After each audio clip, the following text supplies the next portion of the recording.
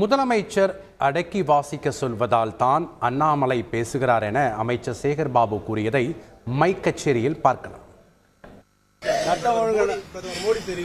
சட்டம் ஒழுங்கு நல்லா இருந்தது தான் மோடி அப்பப்போ தமிழ்நாட்டுக்கு வந்து போக முடியுது. அண்ணாமலையை விரும்பினபடி பேச முடியுது. அண்ணாமலை எங்கெல்லாம் கூட்டம் நடத்த முடியுது. அவர் வாய்க்கு வந்ததெல்லாம் எப்படிலாம் பேச முடியுது. சட்டம் ஒழுங்கு சீரான நிலையில் இருப்பதால் முதலமைச்சர் அவர்கள் எங்களை போன்றவர்களை அடக்கி வாசிக்க சொல்வதால் தான் இப்படி அண்ணாமலை போன்றவர்கள் பேசிக் கொண்டே இருக்கிறார்கள். நியூஸ் கூட்டாச்சு.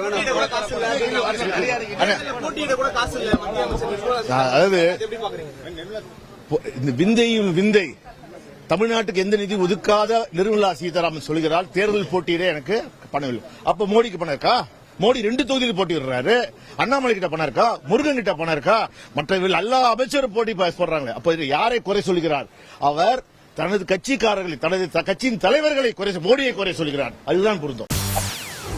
செய்திகளை உடனுக்குடன் தெரிந்து கொள்ள உடனே சப்ஸ்கிரைப் பண்ணுங்க.